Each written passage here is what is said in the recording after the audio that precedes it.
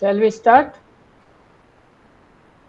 Sir just wait, मैं आपको introduce करूँ. So good morning one and all.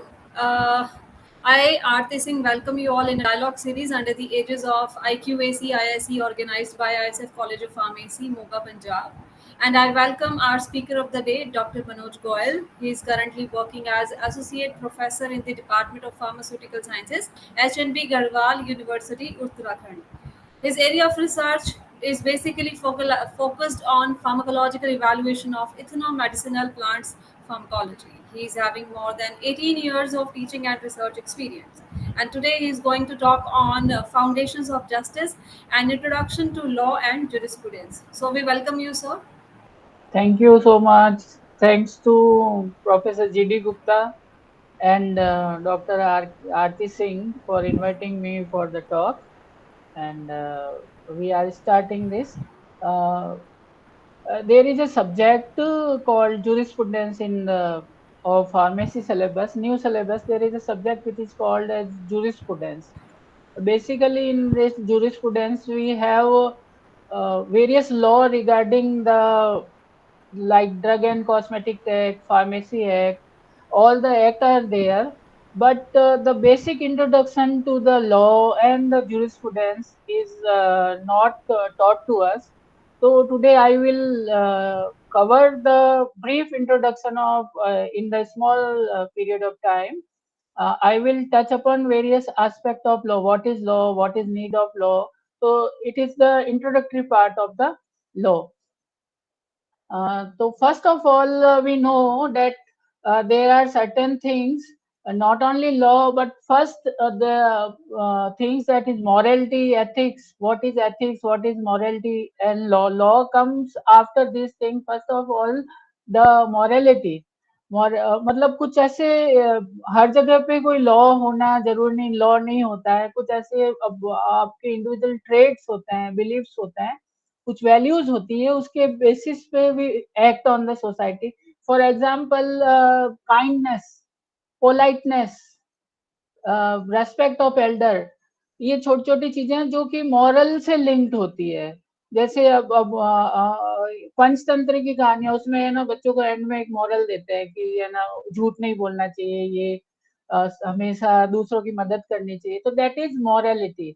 तो मॉरलिटी से यदि अपन देखें लॉ को, तो लॉ का यदि इवोल्यूशन देखें, लॉ कैसे समाज के अंदर में आया, तो पुराने लॉ से यदि चालू करें तो जैसे जैसे समाज इवॉल्व हुआ वैसे वैसे हमें लॉ की जरूरत पड़ती गई. और आप देखते हैं कि सबसे डायनेमिक साइंस और लॉ, मैं मानता हूं कि साइंस और लॉ एक डायनेमिक प्रोसेस है जहां पे रेगुलर इवॉल्व हो रहा है. जैसे साइंस भी इवॉल्व हो रहा है वैसे लॉ भी इवॉल्व हो रहा है. और सोसाइटी को वो उनका मेन एस्पेक्ट ये है कि सोसाइटी को बेटर बनाता जाए. अब वो उसको हम आगे इसमें देखते हैं. तो मॉरलिटी तो सेट ऑफ बिलीफ्स है, principle value that guide individual understanding of right and wrong. क्या राइट है, क्या रॉन्ग है, और उसको जो इम्पैक्ट करता है आपका कल्चर, रिलीजियस और वेरियस फैक्टर जो अपन को सराउंड करते हैं, जो देखते हैं हम, जो समझते हैं, उसके हिसाब से. और यदि हम एथिक्स पे जाए तो एथिक्स क्या है? Ethics is the branch of philosophy. Basically ethics से ही आपके मॉरल वैल्यूज निकल के आएगी. जैसे एक टीचर टीचिंग एथिक्स होंगे हर जगह पे. यदि डॉक्टर्स के करेंगे तो उनके प्रोफेशनल जो पर्सन होते हैं उनको प्रोफेशनल एथिक्स होंगे. तो ये एथिक्स जो होती है बेसिकली इट इज फिलोसफी है, जिससे कि मॉरल ड्यूटी है, मॉरल ऑब्लिगेशन है, अलग अलग उसमें से निकल के आते हैं जिसको अपन को फॉलो करना है. जो गुड बैड रॉन्ग राइट उसमें आपको करना है. अब जो नेक्स्ट है वो है आपका लॉ. तो लॉ है क्या? तो law refers to system of rule and regulation that are established by governing authority. तो इसमें क्या होगा? लॉ के अंदर में कुछ रूल्स होंगे, कुछ रेगुलेशन. जैसे अपन देख सकते हैं एक्ट हो गए, स्टेट्यूट हो गए, बिल्स हो गए, ऑर्डिनेंस हो गए. और ये हमेशा जो होते हैं ना अथॉरिटी से होते हैं. मॉरल वैल्यू या एथिकल वैल्यू अथॉरिटी से हो भी, मॉरल वैल्यू तो अथॉरिटी से नहीं होती है. एथिकल ये हो सकता है कि आप कोड ऑफ कंडक्ट निकाल लें और उसको आपको फॉलो करना है. तो लॉ जो होता है it is always rule regulation जो बनता है वो अथॉरिटी से बनेगा और उसको एनफोर्स किया जाता है. उसको एनफोर्स, जैसे आपने लॉ बना लिया मगर उसको कोई एनफोर्स नहीं कर रहा है तो कोई यूज नहीं है उसका। तो एनफोर्सिंग इंस्टीट्यूशन होंगे, जैसे कि आपके वेरियस एजेंसीज है, कोर्ट्स है, वो आपकी एनफोर्सिंग एजेंसीज होगी, ठीक है। और ये रिटन फॉर्म में होगा, लॉ हमेशा रिटन फॉर्म में होता है। और ये ऐसा नहीं लॉ होगा कि हमेशा ये पब्लिक के अंदर में होता है, ये अपने ऊपर है कि कौन सा लॉ हमें, वैसे तो हमें सारे लॉ अफेक्ट करते हैं मगर जो लॉ हमें अफेक्ट करता है तो हम उसको ढूंढते हैं, ये लॉ क्या है, तो आप उसको कभी भी स्टडी कर सकते हैं। तो ये हमेशा अवेलेबल होते हैं फ्रीली सबके लिए, और सबके लिए बाइंडिंग है। एक कॉन्सेप्ट है जिसको कहते हैं इग्नोरेंस ऑफ लॉ। तो हमने कुछ ऐसा करा जिस जो कि अनलॉफुल में आता है। अनलॉफुल के मतलब है कि आपने ओवर स्पीडिंग कर ली, या आपने, नॉर्मल एग्जांपल बता रहा हूँ, ट्रैफिक लाइट जंप कर ली। अब आप कहो कि मुझे तो ये पता भी नहीं है कि ये ऐसा कोई लॉ भी है कि इसको जंप करने पे ये है या फाइन है। या सिंपल सा है कि पहले जो मॉरल और एथिकल में था कि स्मोकिंग नहीं करनी चाहिए, ये मॉरल ही है कि आपको स्मोकिंग नहीं करनी, पब्लिक प्लेस में नहीं करनी, तो पहले था। नाउ इट इज लॉ में आ गया है कि आप पब्लिक में स्मोक नहीं कर सकते हो। तो आप स्मोक कर रहे हो, आपको पकड़ लिया तो आप कह रहे हो कि मेरे मुझे नहीं पता है। तो ignorance of law is no excuse. तो ये क्या होता है, पूरी सोसाइटी पे बाइंडिंग है। हालांकि देयर इज ए ओवरलैप, जो आपका अपन जिसकी बात करते हैं कि एथिक्स और लॉ और मॉरल, ये कई जगह पे ऐसा होता है कि जो एथिकल है वही मॉरल है, वही लॉ है ना। तो ये सारे आपस में ओवरलैप करते हैं। मगर जो इम्पोर्टेंट है वो है इनमें डिफरेंसेस। इन सब में क्या है, बहुत सारा बड़ा डिफरेंस है। सबसे पहले सोर्स ऑफ अथॉरिटी।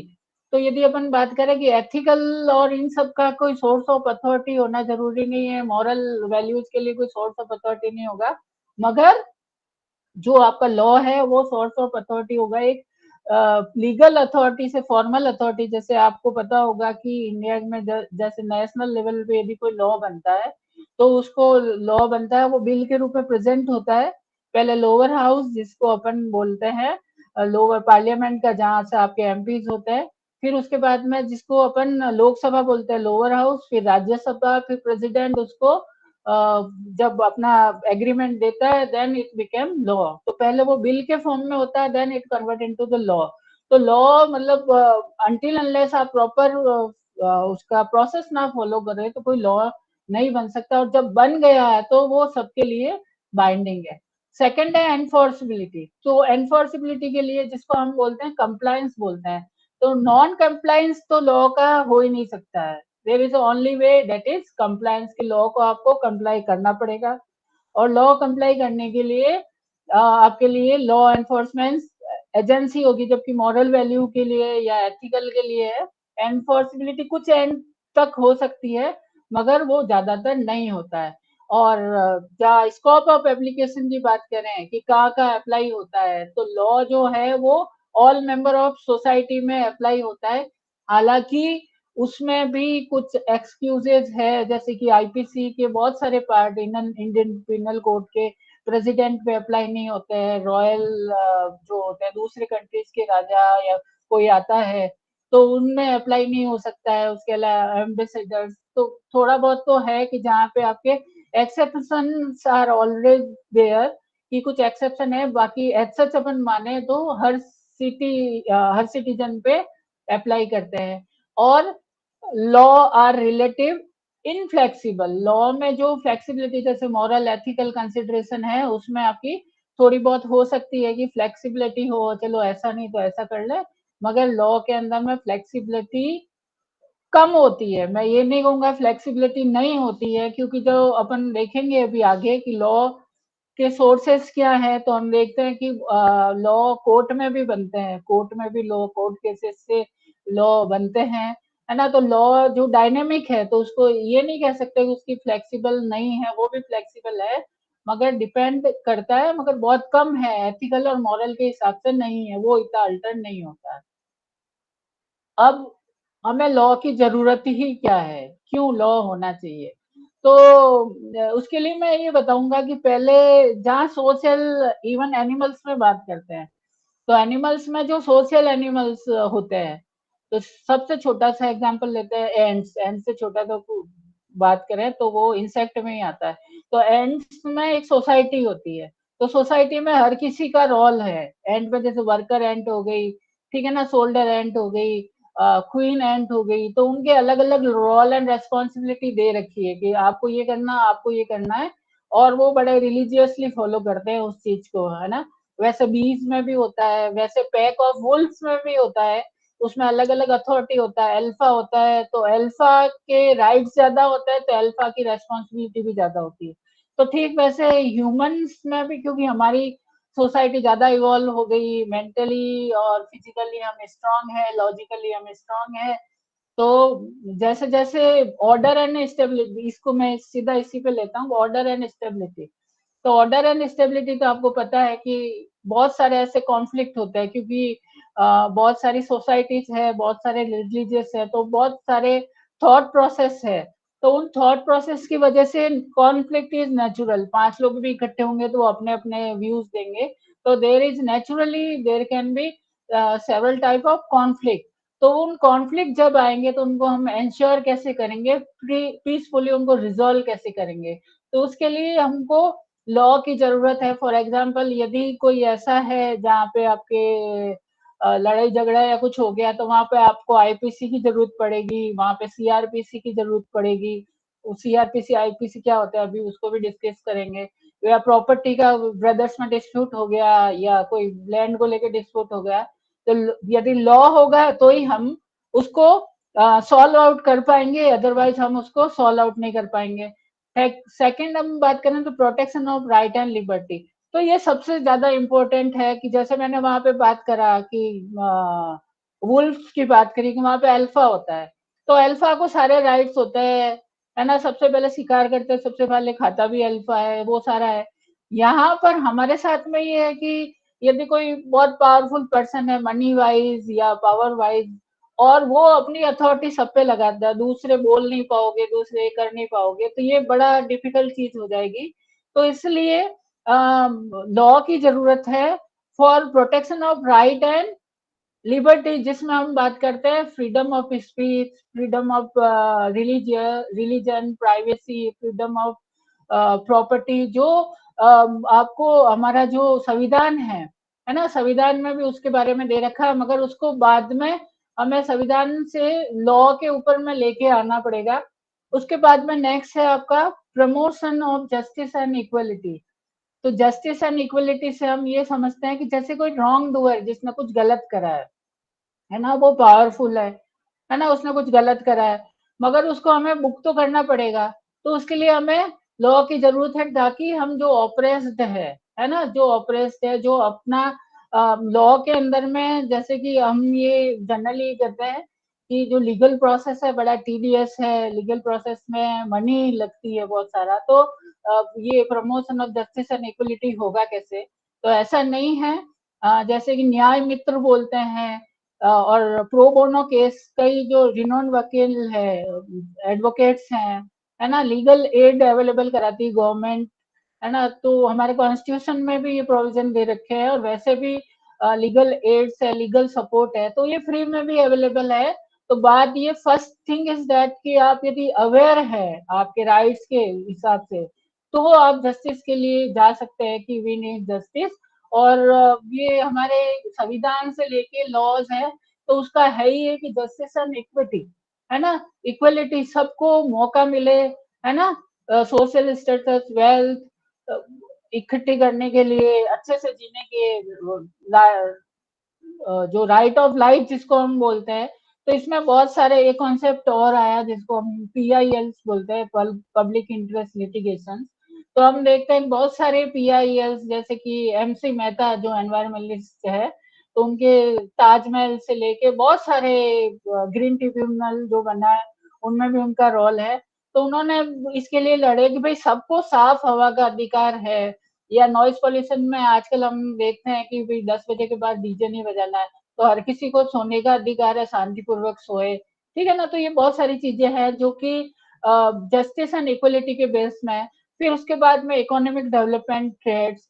तो इकोनॉमिक डेवलपमेंट के लिए भी आपको लॉ की जरूरत है, क्योंकि यदि आप जो गवर्नमेंट की पॉलिसीज हैं, जैसे आपको हाईवे बनाना है, तो हाईवे बनाना तो जमीन आपको, लैंड आपको एक्वायर करने पड़ेगी, आपको सर्टेन इंडस्ट्री को फैसिलिटेट करना पड़ेगा। तो यदि उसके रिगार्डिंग लॉ होगा तो ही एक्वायर आप कर सकते हो, अदरवाइज नहीं कर पाओगे, तो लॉ की उसमें भी जरूरत पड़ेगी। और सबसे इम्पोर्टेंट है safe guard of the exploited people, जिनके साथ में डिस्क्रिमिनेशन होता है, तो उनको आपको जैसे फॉर एग्जांपल एल्डरली पीपल हो गए, चिल्ड्रंस हो गए, चिल्ड्रंस के राइट को, जैसे पॉस्को एक्ट है ना, एल्डरली पीपल के लिए अभी सुप्रीम कोर्ट के वर्डिक्स है कि आपको मेंटेनेंस तो करनी पड़ेगी, ऐसा नहीं है कि आप एल्डरली को अपने छोड़ दो और उसका ना रखो, मेंटेन तो आपको मेंटेन करना पड़ेगा, उसका आईपीसी में भी प्रोविजन है। तो मार्जिनलाइज ग्रुप है जो सोसाइटी के, उनके लिए भी ये लॉ काम करता है। सोशल प्रोग्रेस है, उस नेचुरली जितने लॉ होंगे, जैसे फॉर एग्जांपल अभी लेटेस्ट ले सकते हैं राइट टू एजुकेशन, है ना, right to food, right to health, तो ये सारा सोशल कॉन्सेप्ट है ये, कि सोसाइटी के हर पर्सन को, जैसे कि गांधीयन प्रोसेस में बोलते हैं लाइन में लास्ट खड़ा पर्सन को वो हेल्प पहुंचनी चाहिए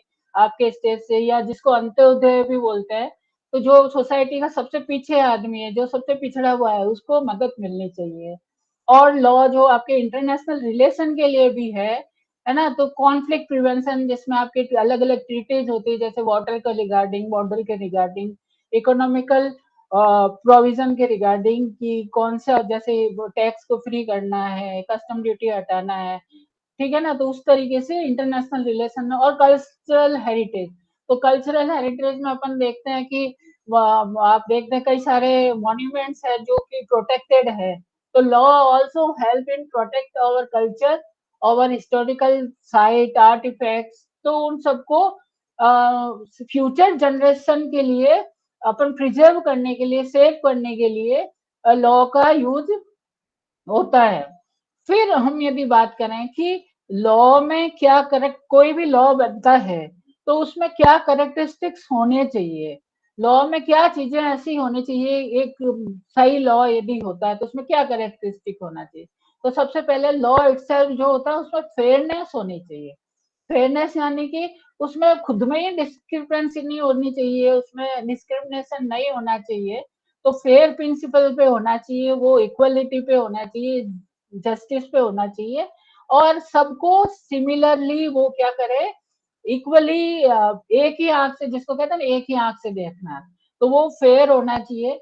उसमें क्लियरिटी एंड सर्टेनिटी, मतलब जो कॉन्सेप्ट आप करना चाहते, जो बताना चाहते हैं, तो उसमें क्लियरिटी होना चाहिए कि इस लॉ के प्रिव्यू में क्या है, कौन कौन से एस्पेक्ट है वो जो टच अपॉन करेगा, ताकि क्या, जनरल पब्लिक, ऐसा नहीं है, बिल्कुल भी नहीं है कि कोई भी एक कोई लॉ बनता है तो law is meant for the jurist people और एडवोकेट जज, उनके लिए नहीं है, लॉ कॉमन पीपल के लिए, क्योंकि वो कॉमन पीपल के एस्पेक्ट को टच कर रहा है, तो उसमें इतनी क्लियरिटी, अनएम्बिगुअस होना चाहिए, उसके मीनिंग एक ही निकलना चाहिए, उसके मीनिंग दो चार दस नहीं निकलने चाहिए, क्लियर होना चाहिए। कंसिस्टेंसी एंड प्रिडिक्टेबिलिटी, कंसिस्टेंसी का यानी कि यदि हम अप्लाई करें उसको, उस लॉ को जब अप्लाई करें तो हर बार उसमें सेम प्रिंसिपल आना चाहिए, है ना, ऐसा नहीं होना चाहिए वो डिसीजन जो, क्योंकि लॉ के बेसिस पे ही डिसीजन आना है कोर्ट में, तो कोर्ट में उसमें वो प्रिडिक्टेबल वे में बिहेव करे। प्रोटेक्शन ऑफ राइट, तो कोई भी लॉ जो है, हमें पता है कि जो हमारा कोई भी लॉ है जिसको हम कई बार सुनते हैं कि ये अल्ट्रा वायर लॉ है, अल्ट्रा वायर यानी कि जो आपके कॉन्स्टिट्यूशन में प्रोविजन, संविधान में प्रदत्त जो हमें शक्तियां हैं, संविधान में प्रदत्त हमें जो इम्यूनिटीज है, उनको वो ब्रीच नहीं करना चाहिए, कोई भी लॉ उसको ब्रीच नहीं करना चाहता है, तो यदि वो ब्रीच करता है तो उसका जुडिशियल रिव्यू हो सकता है। तो अब्यूज ऑफ पावर नहीं होना चाहिए, क्योंकि अब्यूज ऑफ पावर यदि हुआ तो सोसाइटी में लॉ का फायदा कम होगा, नुकसान ज्यादा होगा, तो वो चीजें होनी चाहिए। फिर एनफोर्सेबिलिटी, एनफोर्सेबिलिटी का मतलब है कि आपने जो कोई लॉ बनाया है उसको हम लागू कैसे करेंगे, हम एनफोर्स कैसे करेंगे, उसके लिए मैकेनिज्म क्या है, तो आपको वेरियस एजेंसीज बनानी पड़ेगी जो उस पर वर्कआउट करे। फॉर एग्जाम्पल अभी वुमेन हेल्पलाइन है, चाइल्ड हेल्पलाइन है, अलग अलग प्रोटेक्शन ऑफिसर्स इंश्योर करते हैं, बहुत सारे एनजीओज होते हैं, तो वो सारे वर्क करते हैं। तो वो कैसे उसको एनफोर्स करेंगे, उसका मैकेनिज्म लॉ के साथ में ही होना चाहिए। यदि अपन ये देखेंगे अलग अलग लॉ, तो उसमें आपके जैसे पॉस्को है, तो पॉस्को में भी पूरा मैकेनिज्म दे रखा है कि उसको कैसे करेंगे। एक्सेसिबिलिटी, एक्सेसिबिलिटी का मतलब है कि वो जो जनरल पब्लिक जिनके लिए आपको बनाया है, उनके पास में वो लॉ पहुंचेगा कैसे, उनको पता कैसे चलेगा। और सेकंड, वो उनको उसके रिगार्डिंग कोई प्रॉब्लम है तो वो किसको मिलेंगे, कैसे उसको कर पाएंगे, कैसे उसका यूज ले पाएंगे। नेक्स्ट है आपका एडेप्टेबिलिटी। एडेप्टेबिलिटी का मतलब होता है सोसाइटी के साथ में जो इवॉल्व करे, सोसाइटी के साथ में जो इवॉल्व करे। तो हम मोबाइल के साथ में देखते हैं, पहले हम जब एग्जाम देने जाते थे तो ऐसा कोई लॉ नहीं था मोबाइल लेके नहीं जाना है, स्मार्ट वॉच नहीं लेके जाना है, ये सारा कुछ भी नहीं था।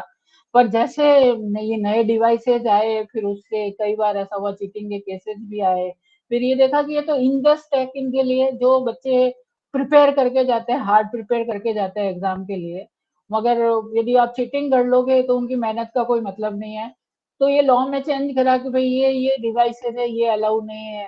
ठीक है, ठीक वैसे ही अभी कोविड आया तो आपने देखा कि है ना, ये मास्क पहनना और ये सारा जरूरी कर दिया कि ये तो पहनना ही पड़ेगा। तो जैसे जैसे सोसाइटी में चेंज आती, जैसे रिक्वायरमेंट है वैसे लॉ में भी चेंज आते हैं, जिसको हम बोलेंगे एडेप्टेबिलिटी। अब हम बात करते हैं कि सोर्सेज ऑफ लॉ। तो सोर्सेज ऑफ लॉ क्या है? तो सबसे बड़ा जो सोर्स है, मेन सोर्स है, वो है कॉन्स्टिट्यूशन, या जिसको हम बोलेंगे संविधान। तो संविधान जो है वो फर्स्ट लॉ है, बिगेस्ट लॉ है, वो खुद लॉ है जिससे कि सारे लॉ डिराइव होते हैं। कोई भी लॉ ऐसा नहीं हो सकता है जो संविधान में जो गाइड दे रखा है, फंडामेंटल राइट्स है, लिबर्टीज है, उनको, हालांकि उसमें भी बहुत सारे एक्सेप्शंस हैं, मगर वो हर जगह पे एप्लीकेबल नहीं, बहुत मिनिमम ऐसी चीजें जहां पे हम बाहर जा सकते हैं। तो first is source of law is our constitution, जिसको हम संविधान भी बोलते हैं। और second and which is the biggest, that is legislation. Legislation जैसे मैंने आपको बताया कि लॉ जो है आपका नेशनल लेवल में, मैंने बताया कि पहले ये सोचा जाता है कि क्या प्रॉब्लम है या क्या रिक्वायरमेंट है जिसके लिए हमें लॉ को बनाना है, फिर उसके लिए बिल बनता है। बिल इज प्रेजेंटेड इन पहले लोकसभा, देन फॉलोड बाय आपका राज्यसभा, फिर आपके प्रेसिडेंट का उस पे परमिशन जब होता है तो वो लॉ की फॉर्म लेता है। ठीक वैसे ही स्टेट और लोकल बॉडीज भी as per their need can make various laws. ठीक है, लॉ के बाद में देर आर सेवरल रूल्स है, रेगुलेशंस है, ऑर्डिनेंसेज। ऑर्डिनेंस जब होता है कि आपको there is need of law है, और कोई उस वक्त लॉ बनाने की पोजीशन, जैसे लोकसभा सेशन में नहीं है, कोई पास नहीं हुआ, तो ऑर्डिनेंस के फॉर्म में टेम्पररी लॉ के रूप में आ सकता है। तो वो second biggest source is the legislation. फिर उसके बाद में केस लॉ। केस लॉ का मतलब ये होता है कि जहां पर जज इंटरप्रिटेट करता है किसी भी लॉ को।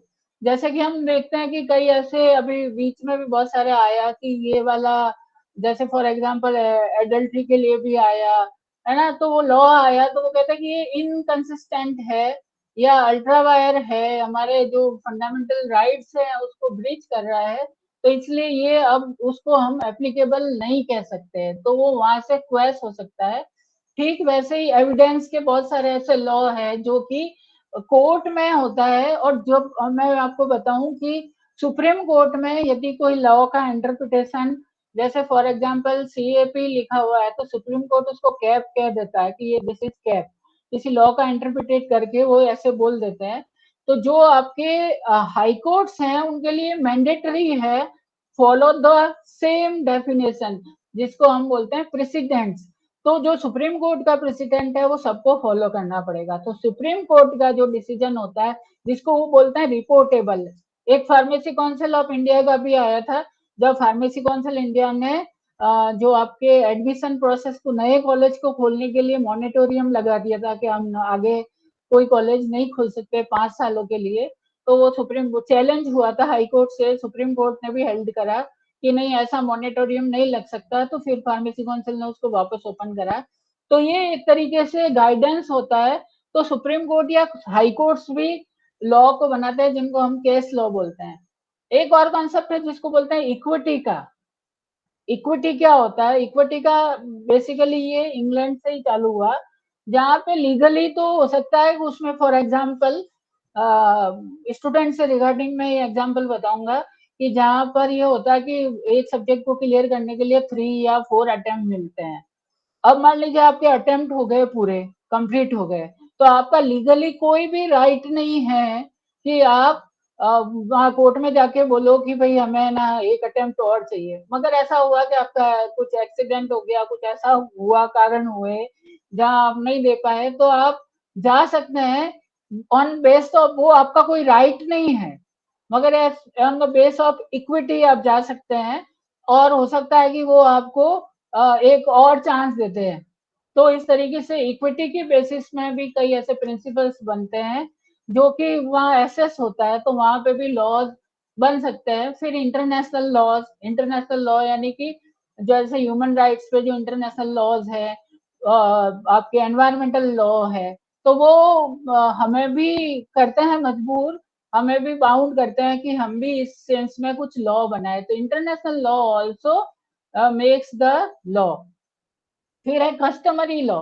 कस्टमरी लॉ यानी कि जो भी एक्सेप्टेबल चीजें हैं, जैसे फॉर एग्जांपल बहुत सारे ऐसे ईजमेंट जिसको बोलते हैं लॉ के अंदर में होता है। जैसे फॉर एग्जांपल में एक एग्रीकल्चर में बहुत अच्छा चलता है ईजमेंट, यानी कि जैसे कोई किसान है, उसको एक खेत से दूसरे खेत में जाने का रास्ता है, वो 25 साल से यूज कर रहा है। अब उनके बीच में डिस्प्यूट हो गया तो किसान ने वो रास्ता बंद कर दिया। तो जो किसान ने 25 साल से रास्ता दे दिया था, वो अब उसको बंद नहीं कर सकता। 25-30 साल उसका है, तो वो अब उसको बंद नहीं कर सकता है। और यदि वो जमीन बेच देता है तो वो राइट्स भी साथ में जाते हैं, तो जो नया लेता है वो भी रास्ता बंद नहीं कर सकता है। या कोई पानी का रिजर्वर है जिससे आप खेती के लिए पानी लेते हैं, तो वो आप एकदम एकदम उसको बंद नहीं कर सकते। तो वो कस्टम्स जो है वो भी अपने आप में लॉ है। और naturally religious text, religious doctrine जो है वो भी लॉ में पार्ट करता है। वैसे तो ये सारा पूरा ऑल ओवर वर्ल्ड जो लॉज है वो अपने आप में कहीं ना कहीं कनेक्टेड है। इंडिया में यदि अपन जो लॉ जिसमें अपन मानते हैं, तो अपन चाणक्य का जो है अर्थशास्त्र, उसको हम कह सकते हैं कि वो एक ऐसा लॉ है जिसमें हमने इंडिया ने बहुत मान सकते हैं कि जाना माना इंडिया का लॉ है अर्थशास्त्र, जो कि एज पुराना है। अब लॉ के टाइप क्या होते हैं? तो लॉ ऐसे बहुत तरीके का होता है। तो कुछ है जिसको मैं टच अपॉन कर रहा हूँ। तो पहला है प्रोसीजरल लॉ। प्रोसीजरल लॉ का मतलब ये होता है कि जो किसी भी चीज के प्रोसेस को बताता है, लीगल प्रोसीडिंग को बताएगा, कैसे इंश्योर करेंगे। जैसे for example civil procedure code, जिसको हम सिविल सीपीसी भी बोलते हैं, या क्रिमिनल प्रोसीजर कोड या एविडेंस एक्ट इसके एग्जांपल है। तो क्रिमिनल प्रोसीजर कोड का मतलब ये हुआ, कोड का मतलब ये हुआ कि कोई भी क्रिमिनल एक्ट, और क्रिमिनल एक्ट को सिविल और क्रिमिनल एक्ट क्या होता है? तो क्रिमिनल एक्ट जो होता है उसको हम देखते हैं it is against the society. जैसे अब किसी ने ना किसी को ओपनली ग्रीवियस हर्ट किया, पीटा, है ना, हाथ तोड़ दिया या ऐसा कुछ करा, तो वो लॉ ये लेता है कि ये जो उसने करा अगेंस्ट द सोसाइटी करा। सिविल तो पर्सनल होता है, जैसे मेरा लैंड में किसी किसी ने आके रह गया, है ना, मेरा कोई सामान कोई चीज ले ली, दी नहीं है ना, मेरा कुछ ड्यू है जो मेरे को दिया नहीं, वो सारा सिविल है। तो सिविल के जो आपके सूट्स जो होंगे, वो सिविल प्रोसीजर कोड दे रखा है कि कैसे आप जो केस बनाएंगे, कैसे प्लान बनाएंगे, है ना, कैसे उसको प्रेजेंट करेंगे, कैसे उसको डिफेंड करेंगे, एविडेंस कहाँ पे दे सकते हैं। सिविल प्रोसीजर, क्रिमिनल प्रोसीजर में ये है एफआईआर कैसे लॉन्च होगी, और उस पर इन्वेस्टिगेशन कैसे होंगे। इवन आपके जैसे कि एविडेंस एक्ट है, तो आपके क्रॉस एक्ट जो अपन देखते हैं ज्यादातर मूवीज और वो सारे में देखते हैं, तो कई जगह तो गलत सही होता है, कहीं पे गलत होता है कि कौन से क्वेश्चन पूछे जा सकते हैं, कौन से नहीं पूछे जा सकते हैं। तो वो सारा इन प्रोसीजरल में लॉज के अंदर में होता है, तो उसका मेन काम ये है कि वो सिस्टमेटिक रहे, उसमें वेरिएशन नहीं आए, जो कोई कहीं पे कैसे कर लिया, कोई भी कहीं कैसे कर लिया, तो वैसा नहीं है। यदि आपने प्लान जो प्रेजेंट करा है, प्लान यानी कि जो आपने कंप्लेंट जो प्रेजेंट करी सिविल सूट में, यदि वो प्रॉपर नहीं होती है तो वो वहीं पे रिजेक्ट हो जाता है। तो ये बहुत ज्यादा जरूरी है, तो इसलिए वो सारा कोडिफाई कर रखा है प्रोसीजरल लॉ में। सेकंड है आपका पिनल लॉ, जो आप अभी बहुत बार सुनते भी होंगे। पिनल लॉ का मतलब ये है कि जिसमें सजा का प्राविधान होता है, जो जिसको अपन क्राइम्स के रूप में कहते हैं सोसाइटी के अगेंस्ट, जैसे थेफ्ट हो गया, है ना, थेफ्ट हो गया, फिर उसके अलावा राइटिंग हो गया, डकैती हो गया, बहुत सारे ऐसे अपन कह सकते हैं। तो उसमें क्या होगी, यदि इंडिविजुअल गिल्टी है तो उसको अपन पनिशमेंट दे सकते हैं। ये अगेंस्ट सोसाइटी इसलिए बोलते हैं क्योंकि ये जो होता है पब्लिक ऑर्डर को डिस्टर्ब करते हैं, है ना, सोसाइटी की सेफ्टी को डिस्टर्ब करते हैं, वेलफेयर को डिस्टर्ब करते हैं, इसलिए इसको अगेंस्ट द सोसाइटी लिया जाता है। तो इसमें आईपीसी इंडियन पिनल कोड है, उसमें सारे इस तरीके से अपराध दे रखे हैं।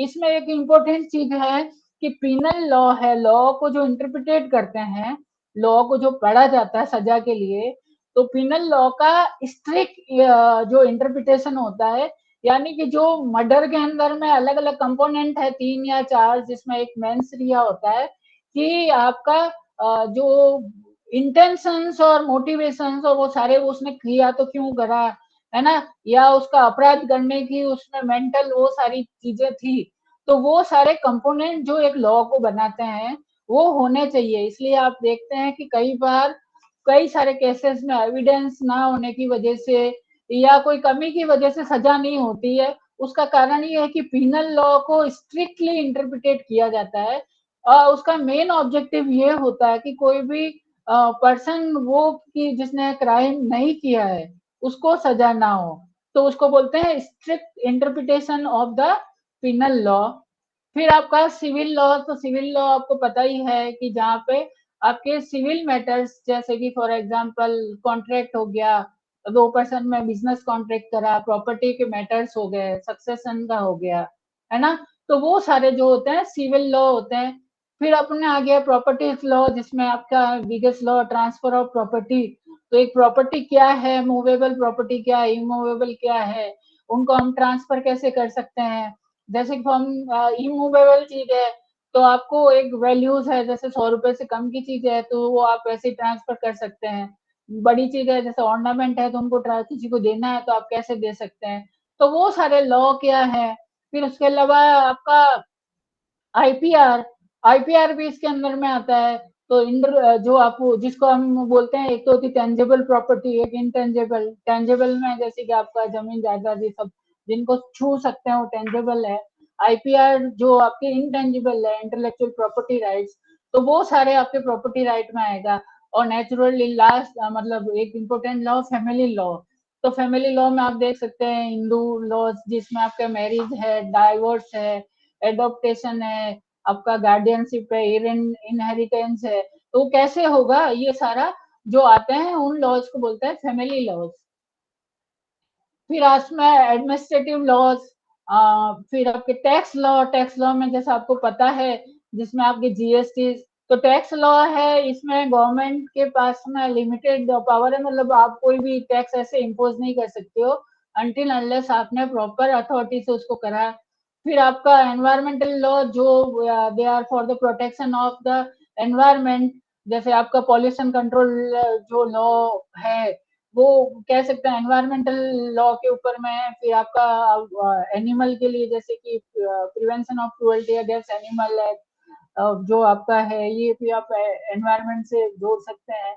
तो इस तरह की साइबर लॉ, साइबर लॉ जो आपके जो डेटा थेफ्ट है ना, डेटा प्रोटेक्शन ऑनलाइन और साइबर क्राइम्स उनसे रिगार्डिंग जो है, जैसे आईटी एक्ट है, तो ये सारे जिसको हम साइबर लॉ के अंदर में रखेंगे। क्योंकि टाइम थोड़ा सा ड्यूरेशन एक्सटेंड ना हो, इसलिए मैं इसको थोड़ा सा जल्दी से कर लिया है। अब जैसे हम बेसिक कॉन्सेप्ट ऑफ लॉ तो समझ पाए होंगे कि लॉ है क्या, मॉरलिटी और एथिक्स से कैसे डिफरेंस है, और लॉ में क्या क्या प्रॉपर्टी होनी चाहिए, लॉ कितने तरह के होते हैं। अब हम बात करते हैं jurisprudence.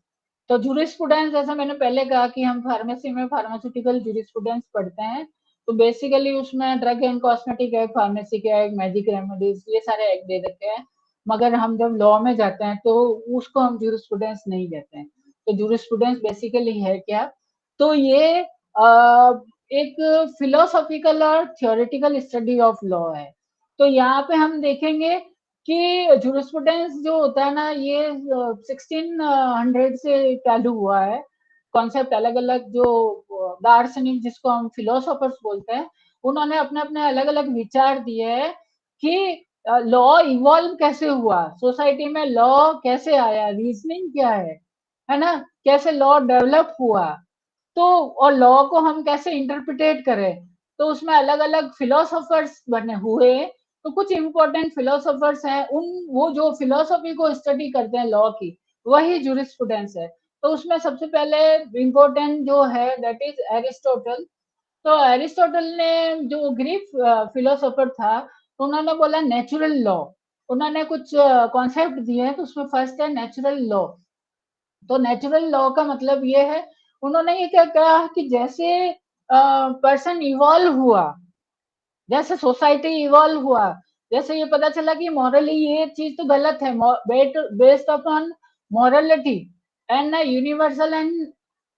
Universal things, universal thing यानी कि प्रिंसिपल्स, जस्टिस, जस्टिस के जो प्रिंसिपल्स है, तो ह्यूमन बीइंग के नेचर्स के हिसाब से जैसे हम इवॉल्व हुए, तो क्या गलत है क्या सही है, तो जो सही था वो लॉ, गलत और सही दोनों लॉ में आया था, ये करना गलत है, ये करना सही है। तो उन्होंने कहा इस तरीके से लॉ इवॉल्व हो गया, है ना, सोसाइटी के साथ में इवॉल्व हो गया।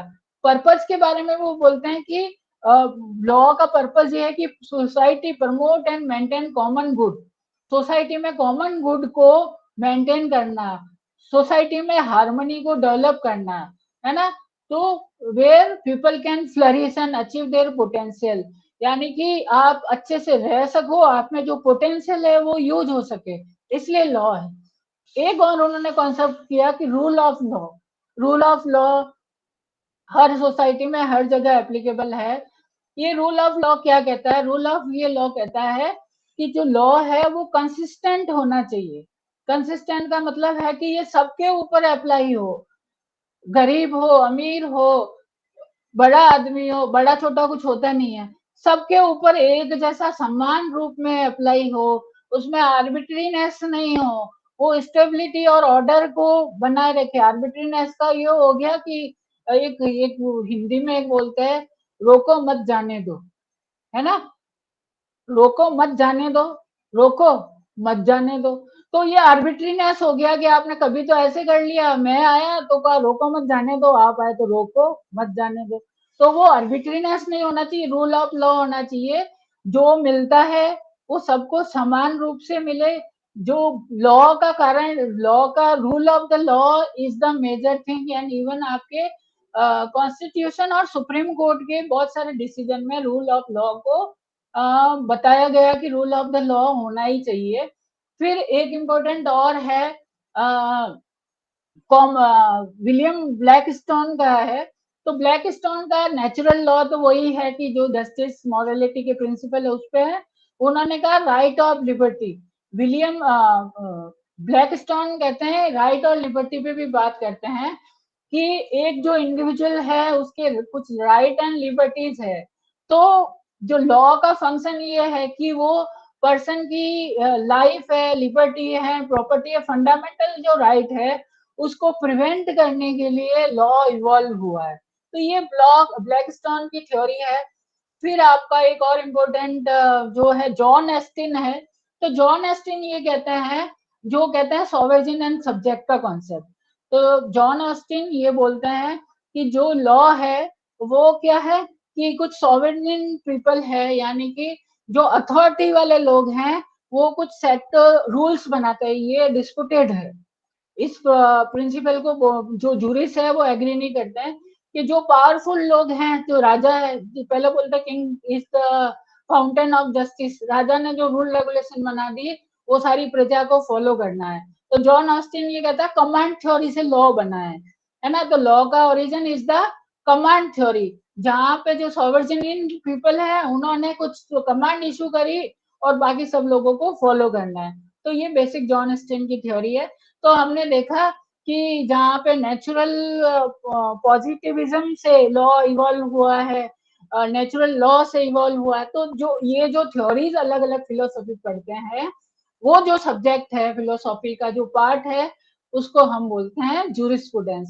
तो इसको अब मैं कंक्लूड करूंगा कि जो लॉ है, law serve as a fundamental pillar of human civilization, providing the framework for social organization, justice, economic development, and protection of human rights.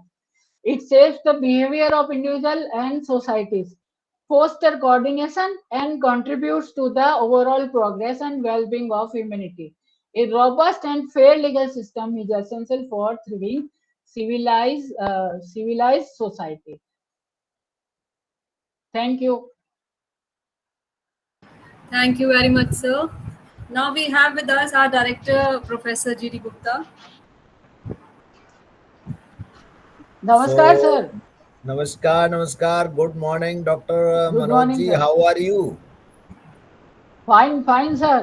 So, thank you very much. So, first of all, I am thankful to organizing committee for provide this opportunity. First of all, I welcome and thankful to Dr. Manoj Goyal, who is accepting our invitation and provide this opportunity to the professionals related to the jurisprudence. As I know that number of the person, those who are the working in the scientific manner, and they are the delivering their work in the science related to the pharma, drug delivery system, synthesis, pharmacology, pharmacognosy, each and everything. Only a few people they are the working on the special work on the jurisprudence related to the rules and regulation. This is the need of the industry today, even in the some of the professional institution, because most of the lawyers they are related to the just only pure form of the law, means they are not aware about the drug and cosmetic rules in the especially in the and their rules and regulation. They are important. So you have given a very purify and simple knowledge to the audience how we come to know that what is the application, what is the utility, what is the definition, and how we can implement in our life like that. So thank you very much, Dr. Manojji. And I have also conducted one of the lecture. There was number of the lawyers they have the present in the this webinar. They have also mentioned that some of the pharmacy people is required to do the degree with the LLB. So I am very happy to know that you did the degree of the LLB, and only few people they are the B Pharm, M Pharm, and PhD. After that, they did the degree, especially the LLB. So thank you very much, Dr. Manojji, and I am thankful to the IQAC as well as the ISF College of Pharmacy to provide the opportunity to organize such types of the lecture. I am thankful Dr. Aarti Singh for inviting me to just participate or give the interaction with this webinar. So thank you very much, and all the best with good luck, Dr. Manoj Goyal ji, and I hope Thank that you, sir. I know for a long time to you, you can do some of the good job in your life, and you can grow and grow. Thank you very much. Thank you, sir. Thank you so much. Thank you, sir. Thank you, madam and IAQAC, sir. Thank you for Thank you, sir. inviting me. So thank you very much. Yes, sir. Thank you very much, Thank sir, you. for your valuable knowledge on pharmaceutical laws and jurisprudence. And we really appreciate your time and effort, sir. Thank you once again. Thank you very much. Thank you.